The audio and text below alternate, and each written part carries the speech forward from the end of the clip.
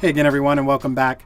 In the previous video we set up our custom material that we then applied to our character via the Mesh tab of Persona. In this video we're going to talk a little bit about blend spaces before we actually jump into the editor here and build one. So let's continue. First things first, let's hop over to PowerPoint land here because I want to talk about blend spaces really quickly. For starters, what is a blend space? Well, a blend space is a way to blend between multiple looping animations based on a property value. And the easiest way to explain this visually is probably with a graph, which is actually what you're going to be editing inside Unreal Engine 4 as well. But let's talk about this here for a second. So to demonstrate this, let's just use a graph. So here's my graph, and all it's doing is charting an amount of speed, say like on a number line. So we have a certain speed value, say with this being 0. And actually, since we have a reason for this, which I'll explain in a moment here, we'll set this to 375. So this would be in centimeters per second that you are moving in game.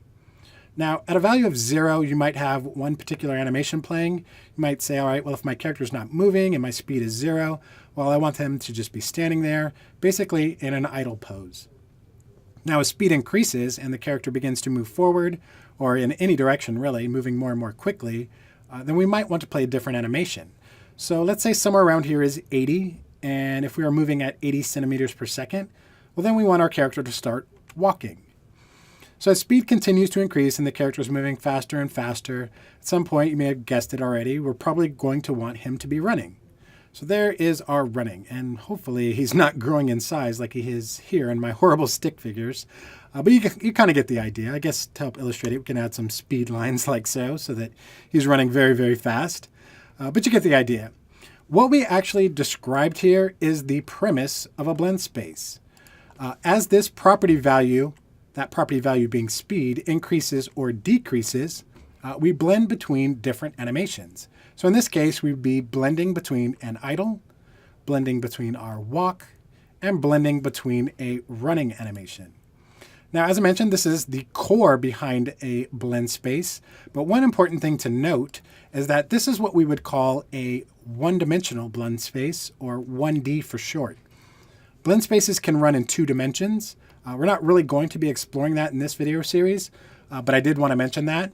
You could actually have a graph that is 2-dimensional, like so. So say here's my graph, and on the one hand we would have speed, and on the other hand this could be direction. And for speed, we could say that this is 0 and this is 375, just like we did above. And for direction, we could do something really cool. We could say, okay, this is negative 180, and then we'd have 0 and then positive 180. And so in this way, you could say at 0, so like here, you would probably be at idle. No matter what's going on, our speed is 0, our character is not moving, so he'd be playing an idle animation. And then say as your speed increased all the way up to 375, somewhere around here, in this instance, because you're centered up along that directional line, you'd be running forward.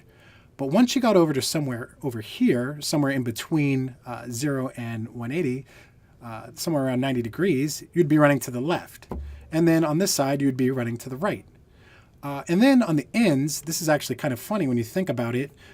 We are at positive 180 and negative 180. This is essentially the same direction. So we would be running backwards. Now you can blend between all of these so that as your speed increases and you start running forward, then you can change directions like so. This is all really cool stuff. It's really cool. This is actually how you would be setting it up inside the editor for a 2-dimensional blend space. Bad news time is that we are not going to be doing this in this video series. I just wanted to kind of get our feet wet, so we are going to be focused on the 1-dimensional blend space. But I did want you to know it was there for future reference when you start to import your own characters that have animations that for strafing or things like that. Just wanted to let you know it was there.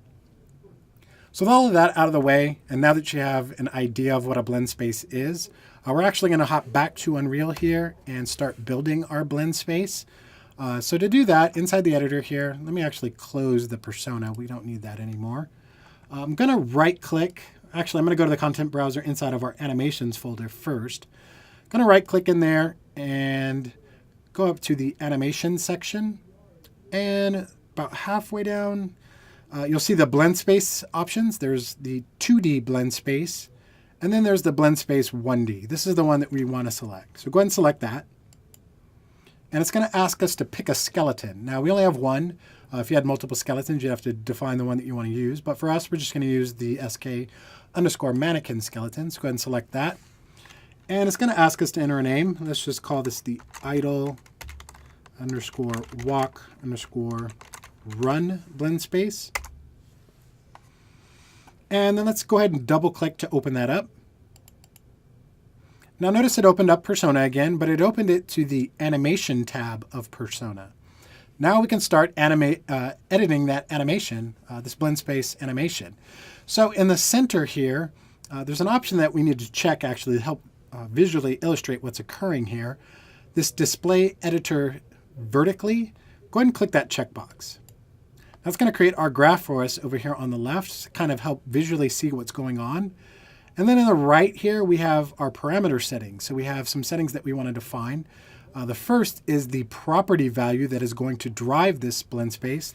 And as we mentioned, this is going to be speed. So go ahead and enter speed for that property value. And then also, as we mentioned, this is the range that we want to define that controls this property. So the speed values, so it's going to be 0 and then 375. And as I mentioned, I would briefly explain how I arrived at that random number. I played around with these values in the editor for my character. Once we get in game and you can see our character actually moving around, this was the value that looked best with our run animation. So at a full value of 375 with run, that is what looked best for our character's translation in game. So that's how we arrived at that number. It's not just a magic number that I pulled out of thin air. So go ahead and hit the apply parameters settings and watch what happens to our graph over here once we do so. So go ahead and hit that. Our graph will update, and there is our number line with speed at 0 and speed at 375. Now we get into the fun part, the really cool part. So we have all of our animations inside the asset browser here, over here on the far right. I'm actually going to expand this just a little bit so you can kind of see their names. So as we mentioned, at our speed value of 0, we want to be idling. So all we got to do is click our third-person idle here. We can just left-click and drag and drop that right on top of our graph here at that point. So bring it all the way down to the bottom here and release it. And you're going to see it's going to create a point for us on our graph, and our character begins idling. Now, what we want to do is let's grab our walk. And what we're going to do, same thing. Just drag and drop that probably somewhere around here, around the first grid line, somewhere around there. And now you can see our character starts walking. Now the cool part is we're getting a preview. It should be enabled by default. If it is not, go ahead and check the enable preview blend space. But as we drag our mouse up and down along this blend space, you can see our character is now blending between those two animations. Pretty cool stuff. So the last thing that we need to do is pull in our run animation. So let's go ahead and grab that. Same process, drag it all the way up to the top here and let it go. So there we go. We have our running animation, which can blend to our walking animation, which can blend to an idle, based off this property that we can derive through blueprints. That's actually going to cause us to pause here as we're about 9 minutes in, and I want to wrap this video up. But what we've done is created our blend space. We have everything that we need for our character to move around in game, essentially. In the next video, we're going to get an intro to animation blueprints before we set up the logic that drives how our character moves in game. So let's pause here, and we will see you in the next video. Thank you so much.